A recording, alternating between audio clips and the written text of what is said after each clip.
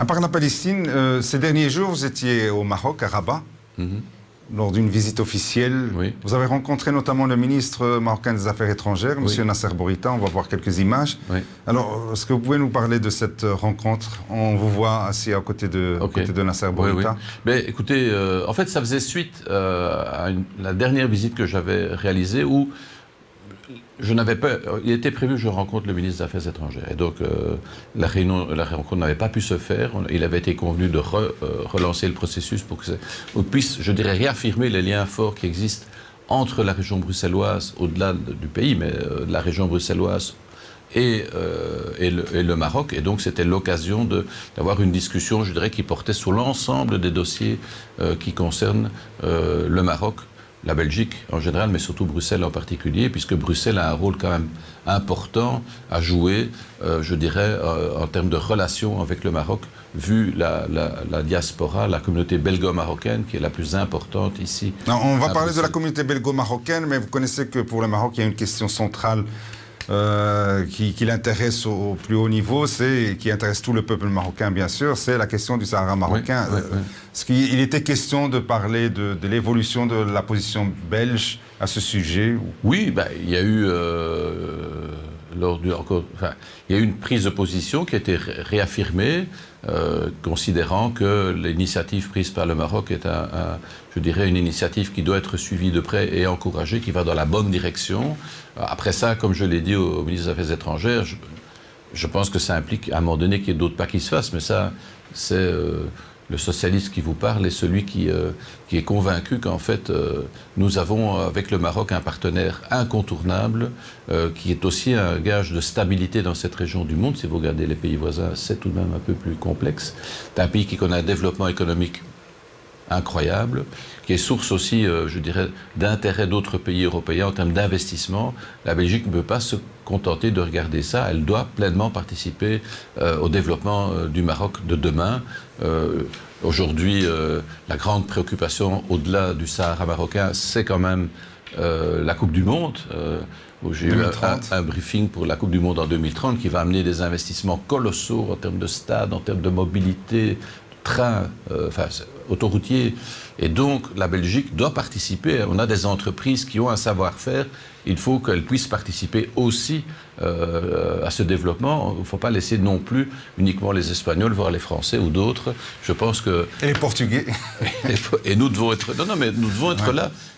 Parce qu'au-delà des relations, au-delà d'investissement économique, c'est aussi, je dirais, des liens qui se renforcent. Or, on a des liens, je dirais, qui sont incontournables ici à Bruxelles. Une forte population, on va dire, belgo-marocaine. Un Bruxellois sur 5 est d'origine maghrébine, enfin marocaine. Un Bruxellois sur 5 est d'origine marocaine. Et si vous faites les 0-18 ans, c'est 1 sur 3. 1 sur 3. Ouais. C'est des chiffres très importants. Ben oui. Comment cette nouvelle génération de belgo-marocains peut être utile pour le développement des relations entre la Belgique et le Maroc, justement? Moi, ce que je constate, c'est qu'un certain nombre de belgo-marocains, je dirais, se partagent entre la Belgique et le Maroc. J'en connais de nombreux exemples qui montrent en fait ce double attachement. Et donc participer au développement du Maroc, parce que je pense que les Belgo-Marocains restent attachés à leur pays d'origine, au Maroc, même si la Belgique est tout petit peu quand même aussi devenue leur pays d'origine. Donc c'est cette double appartenance qu'il faut pouvoir gérer. Je pense que c'est un atout. C'est pas Pendant trop d'années, on a considéré qu'en fait, le fait d'être belgo-marocain, c'était... En fait, quand vous alliez au Maroc, vous étiez un Belge, et en Belgique, vous étiez un Marocain.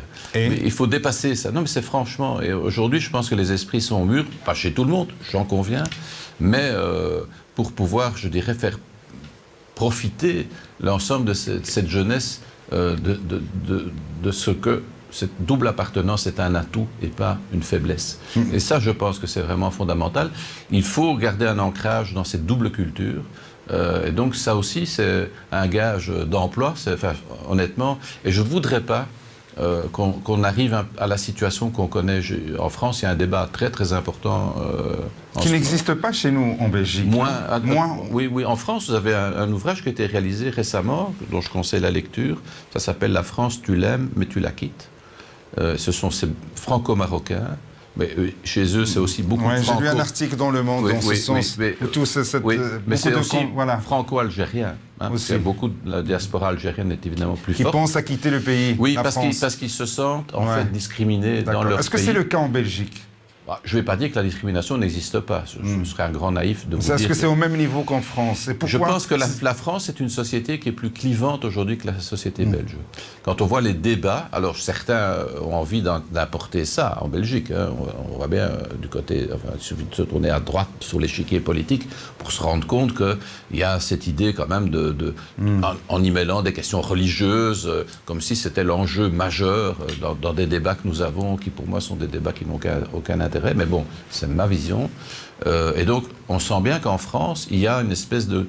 On l'a vu que les Gilets jaunes aussi, c'est une société qui est plus fracturée et où les réactions sont quand même, en général, beaucoup plus conflictuelles et violentes qu'en Belgique. La Belgique est un pays, je dirais, plus apaisé de ce point de vue-là. Mais ça ne veut pas dire qu'il ne s'y passe rien.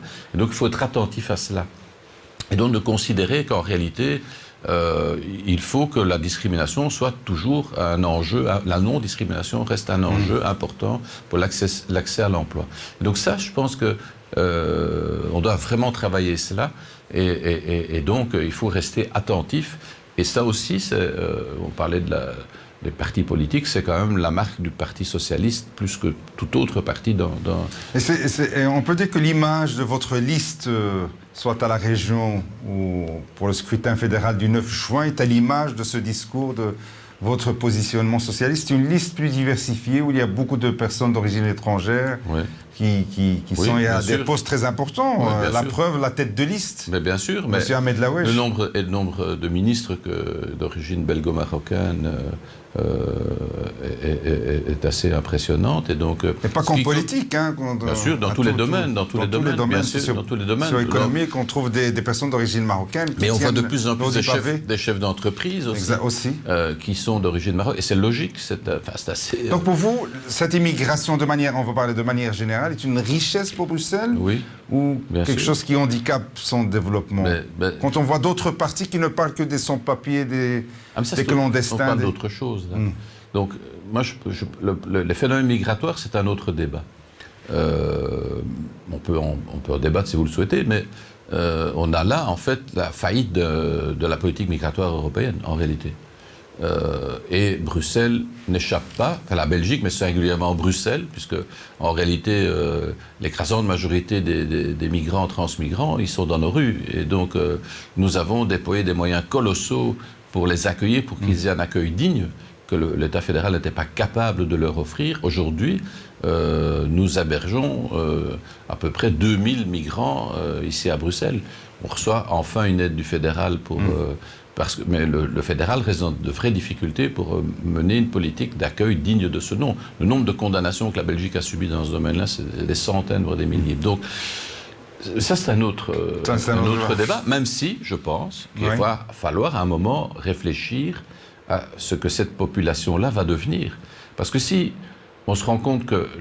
Je dirais que l'expulsion n'est pas une option, il faut trouver autre chose. Mais ça, ce n'est pas une compétence régionale. Bien sûr. C'est plus le fédéral qui doit prendre des initiatives dans ce sens. En concertation, j'imagine, j'espère, avec les régions. Oui, mais ça a été très difficile à l'époque avec M. Franken. Hein, donc, souvenez-vous du parc Maximilien, où de nombreux migrants passaient la nuit. Et donc, ça n'est pas acceptable. Et ça, nous n'acceptons pas non plus.